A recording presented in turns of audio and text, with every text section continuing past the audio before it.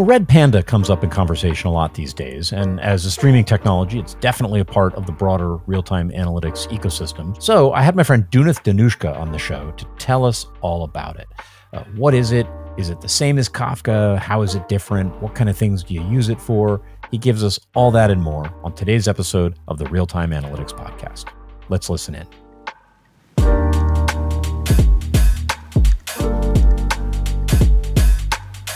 Hello and welcome to another episode of the Real-Time Analytics Podcast. I am your host, Tim Berglund, and I'm very happy to be joined in the virtual studio today by Dunith Danushka. Dunith is a senior developer advocate at Redpanda and former coworker of mine. Dunith, it's great to see you again. Hi, Tim. Good morning, and thanks for having me on the show. Yeah, it's good to have of course catch up. Well, yes, good to catch up, and we've been trying to schedule this for a while. I'm fairly confident this will not be your last appearance on the Real-Time Analytics Podcast, if I have anything to say about it. So, in another 6 months, we'll be able to get another one on the schedule. I hope not. Yeah. So, what is Redpanda? Let's put it like this. So let's start from the very top level, and then bird's eye view, and then we can go down. So Redpanda is a giant message buffer. You can think of it like as the first thought, right? So there's a message buffer in between two components. Let's say we have a producer and we have a consumer application, and all these two components, they communicate with each other through Redpanda. So when producer wants to send a message to consumer, what it does is it doesn't know about the consumer, and the consumer also doesn't know about the producer. So what the producer do is it sends a message to Redpanda, and then the consumer, on the other hand, it is eagerly waiting to hear from anything coming from Redpanda. It's like you are waiting on your mailbox until some Christmas card arrives. So seasonal greetings. So that's how Redpanda, you can think of Redpanda in very high level. But if we take it a little bit down, in technical terms, it's an immutable append only log. So that's the correct technical I was going to say it sounded like you were describing an old style message queue for a second there, and I thought that was. I actually, for the benefit of the readers, don't know very much about Redpanda in detail. This is one of those episodes where I'm just getting to ask questions and learn from a friend. But I know enough to know it wasn't a queue. So immutable append only log. That's a key phrase. I think. What's the difference in the event? I mean, we've had episodes on Kafka, and like a lot of people know what Kafka is, but plenty of people still don't understand that distinction. So I want to let you just go on for a minute, but the difference between queue and log would be an interesting thing to explore at some point. Yes. So in queue, in message brokers, so we can take this conversation into message brokers versus streaming data platform. So the typical argument.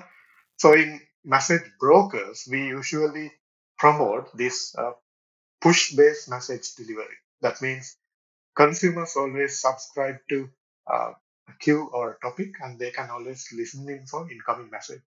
So whenever there's a message available from the producer, it will be pushed to all the consumers. So this can happen in two ways, point-to-point manner and publisher-subscribe manner. But in Kafka, it's a log, right?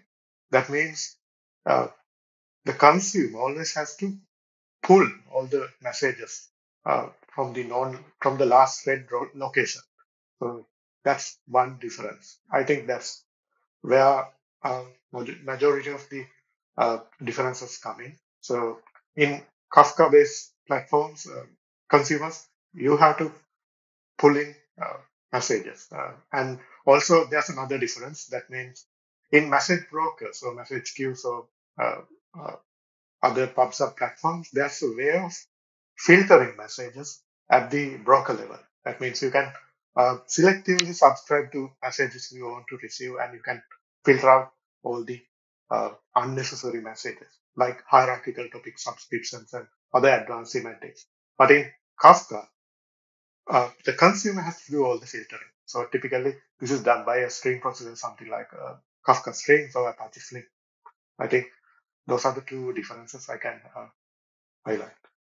And persistence, Exactly. it being a log, you remember things, Yes, and a queue that's right. is ephemeral. Kafka Yeah. remembers. Yes. So it's always Kafka remembers for at least a few days and maybe longer. That's right. Yeah, and there's an interesting insight there in that in message queues of old, they do more. You push little bits of routing or kind of sort of application logic into the infrastructure. Yes. And that was a thing that was happening a lot, in IT infrastructure in the early 2000s. It was very ambitious about what the infrastructure would do, and you were trying to push more logic in there, which this is a little bit off topic, but I think I said topic, but that tended to be a bad idea, because then you had the people who manage infrastructure responsible for deploying changes in business logic. And those are very different sets of sensibilities. The people who manage infrastructure don't like to change things, because then they get paged in the middle of the night, and, crazy developers, which is kind of me and kind of you, we're like, oh yeah, let's change things all the time because the world is changing and we have to. So that decision to push stuff, you mentioned brokers being smart in message brokers, that to some degree seems to have gone out of fashion in some of these newer systems. And I have this thought in my mind that Redpanda actually tries to play on that boundary a little bit in some interesting ways. Maybe we can get to, but I want to let you go on. In Redpanda is a persistent, immutable, append-only log. Exactly. What else would you say? Yes, so that's exactly the right definition we can frame Redpanda as in. So basically, it shares all the semantical model with Kafka, the way the Kafka operates. So we have logs, and then we have topics, and we have partitions, offsets. I mean, if you are familiar with Kafka, everything you can expect and you can see already in Redpanda. But and there's a nice thing that Redpanda shares with Kafka. It's about being wire compatible with Kafka wire protocol. So we call it Redpanda is API compatible with Apache Kafka. So if I make it more clear, that means if you already have a Kafka producer or a consumer application, you can seamlessly migrate or replace it with Redpanda without code changes. So that's the underlying idea behind what Redpanda operates. Yeah, I mean, that's what you see from the outside. But Redpanda and Kafka, they speak the same language, but Redpanda has some internal differences that makes it more different than Kafka. So I'll highlight few differences. First, it's a rewrite of Kafka in different language. I would say C++, to be specific, because it is written in C++, and also it leverages this architecture called C star framework. I'll come to that in a later. Because this is written in C++, Redpanda can work very closer to the hardware level, right? Pretty much the network, compute, the CPU, and the storage, I mean the disk. So that means Redpanda can squeeze the maximum performance out of the modern hardware, like SSDs, new generation network cards like NVMs, because this language itself gives you the ability to work very closer. And underneath, Redpanda has some clever uh, optimization techniques, so that, for example, we can bypass the page cache when it comes to reading and write. Yeah. So there are some optimization. Yeah. And that's Okay. one. And Yeah. does it then manage its own caching that it wants to do? Okay. That's right. And then, since I mentioned you about the C star framework, which is something like a async uh, processing framework available for C++. And how is that? Could you spell that? C star. It's called C star. C star. Okay. Yeah, C star. So Yeah. Okay. Okay. it's not new to Redpanda, so it was already existed when this Scylla DB implementation came in. Cassandra. I'm pretty sure you are. Yes, which is a similar, I'll call it clean room reimplementation of Cassandra, kind of same idea. Absolutely. So we did this. Redpanda did the same for Kafka as well. So in C star framework, there are few leverage benefits we can get. One is this thread per core architecture. That means you can pin a specific thread to a particular CPU core, and it will always scheduled and running that core. So that's another advantage. Because of this, we can gain more performance and productivity from multi-core CPU systems. So because of this, Okay. there will be no swapping out and swapping in context switching between threads, and a single thread can continuously work on reading and writing contiguous blocks of data. So yeah, those are few smart things we have done inside Redpanda. Got it. I guess I want to explore that a little bit, and only a little bit because there's a whole bunch of more interesting things to talk about. But I will say I'm always a little skeptical of that. So I suspect you guys have some benchmarks, and I would love to be able to publish those in the show notes if you've got stuff. Yes. But I'm always a little skeptical of the C runs faster thing purely. I mean, you gave some very specific things like manages its own caching apart from the operating system page cache because it can, and thread per core. And it's, I mean, the performance of a managed language like, say, Java versus a C or a C++ is a more subtle thing because you get optimizing Java virtual machine that finds hotspots and actually does a good job optimizing them. And the whole C performance story is interesting because modern processors, the trivial version of that story is kind of based on what microprocessors were like when I learned what microprocessors were. It's not an 8086. Okay, we're not writing code on a PDP-11. It's not that picture in the textbook that we all have in our mind. Here's the ALU and here's the control unit and here's fetch X. It's this massive tangle of all this weirdness. So I'm always a little bit skeptical of that. I will say a thing that I'm confident is a definite advantage is tail latency, right? Because in a JVM system, you're going to have garbage collection pauses. Yes. And so some percentage of the time, you're just going to have some things that just take a freaky amount of latency. And so your P95s, your P99s, they get hard to really press down.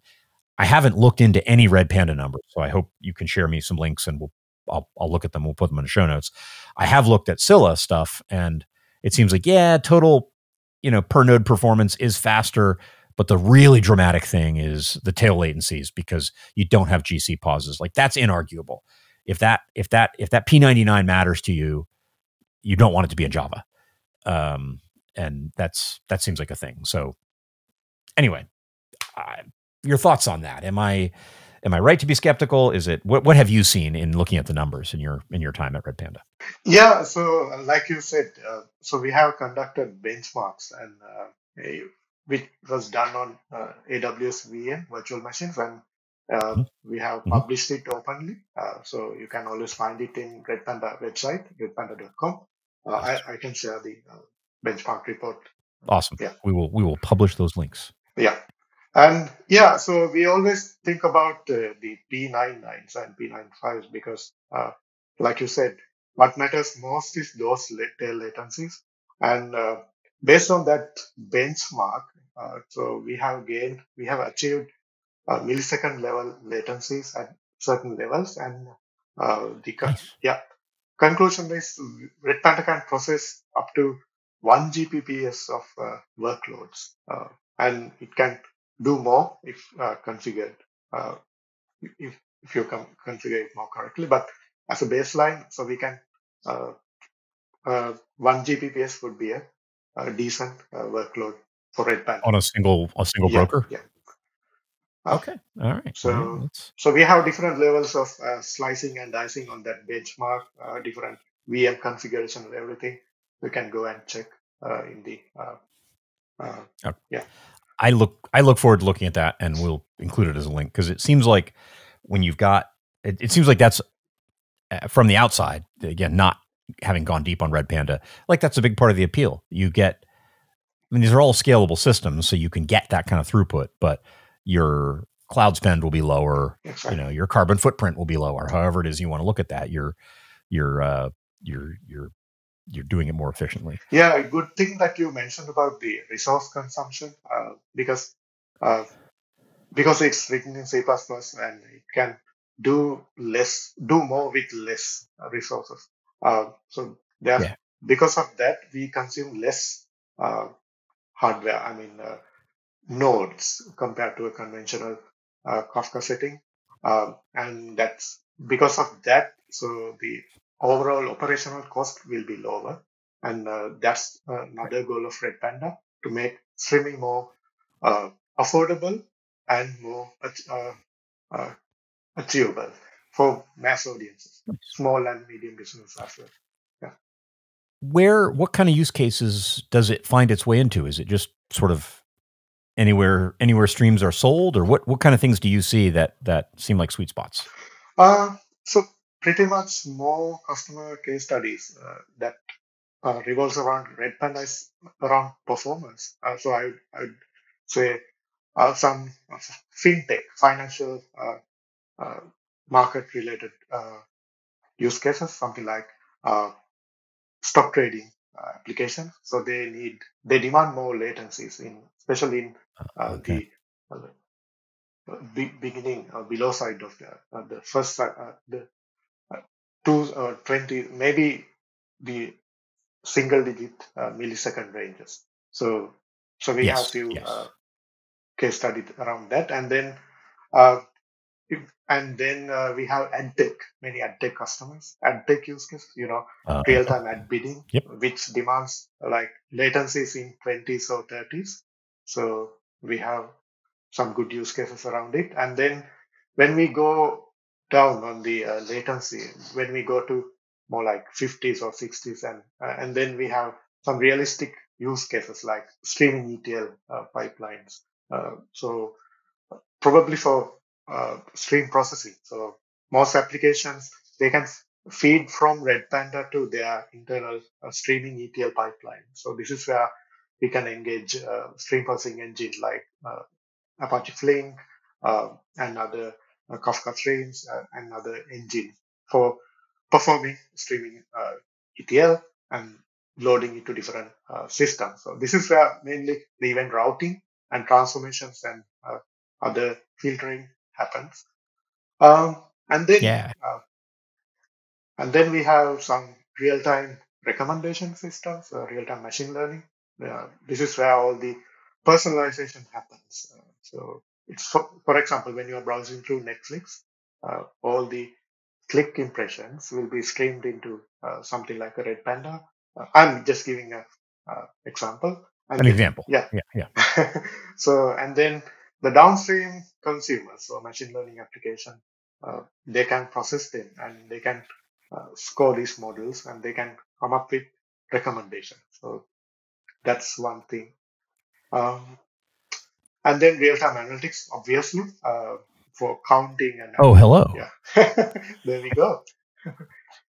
Yeah, I mean, Where does compute happen in a Redpanda system? I have it in my mind that Redpanda does something interesting in this, and I could be misinformed. Like I said at the beginning, I don't know too much, but you mentioned machine learning, and you're going to be a consumer, and you're going to have some model that you're retraining, and it's wire compatible with Kafka, so you could hook up Pinot to it and consume from a topic, and have Pinot be itself and solve the problems it solves. But what if I just want to write a stream processor? How does that work? Can I do that with Kafka streams, or is there some other solution? What are my options there? yeah, great question. So first of all, there's no computation happens inside Redpanda. So it just stores messages for you, records for you.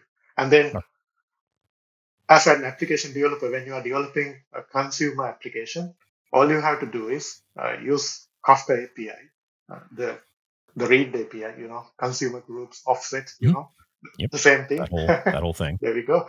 And then you have to depend on that API to pull in messages, do your thing, and commit offsets, and let Redpanda know that, okay, I have read this much of records. This is my last committed offset. So that's a pretty much simplest consumer model. So based on this consumer model, we can derive certain consumer application model, something like event-driven application, the simplest model. Those are like automated applications, something like microservices. So in these microservices, we can listen in for, we can tail a Kafka log, and we can listen in for incoming messages, process the message, and trigger some action, something like raising an alarm, maybe saving it to a database or routing it to different systems, something like that, all autonomous. And then we can do something like ad hoc analysis on incoming data. So this is where all the streaming databases come in. This is where Pinot comes into the picture as well. So so what we can do is Pinot natively integrates with Kafka. So it's really easy to do the same thing with Redpanda because of the wire compatibility. All you have to do is specify the bootstrap URL and the port. And if there are any security SASL configurations, then Pinot will start pulling in data from Redpanda. Or everything is identical to Kafka as you are working with Kafka. And then what this Pinot does is, okay, this is the difference. So in Kafka, like I mentioned, it's an append-only log, right? So it's really difficult to, once you write a message, it's really difficult for you to search it, or you have to, for you to read it back, you have to, rewind it and find the exact location where you committed. So that's the problem. Yeah. So how do we fix this problem? So this is where the database world comes in. So we need to have some sort of indexes, right? So index is like a signpost pointing to a location where, okay, this is the real message exists. So that is what exactly Pinot and other streaming databases, all they do. So they consume this log, and then they can index it. They can they can transform the consumed messages into some sort of a columnar format. Speaking of Pinot, it could be segments. You can correct me. Yeah. And then we can add certain level of indexes, and those are self-contained entities. And then what's the advantages we get as data analysts or operator? The advantage is we can query this data as data coming, as data generates, or as data arriving into Pinot. So that's for ad hoc analysis. So I'll give you an example. Let's say, for example, website logs are streaming into Redpanda in real time. And then we can pull in these logs into Pinot, and operators or SREs, the DevOps people and the operators who manage these infrastructures, they can search for anomalies in these logs. I mean, yeah, they can do some sort of ad hoc analytics on the Pinot.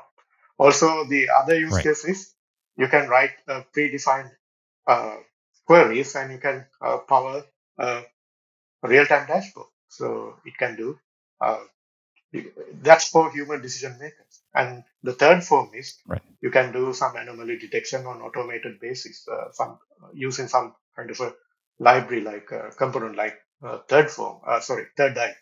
So those are some. Yes, StarTree third eye to do automated anomaly detection. Since dashboards are really anomaly detection tools, it's just that the human looking at them is the anomaly detector. Exactly. Yeah. So, and then operational analytics, embedded analytics, and user-facing analytics all boils down to this domain. That means we have fresh data coming in, and then with the help of this streaming database technologies, we convert them into instant insight so that we can immediately make decisions with precision and scalability. So those are some good use cases we can build on top of Redpanda streaming. Yeah. There you go. There you go. Did we cover real-time machine learning? Was that in there? That's always a real-time retraining of models and all that kind of. It's that's an interesting chunk of work. So what do you see there? Yeah, I almost forgot that. So there are certain things you can do. I mean, I'm not a machine learning expert, but based on my experiences, we can do some real-time feature engineering.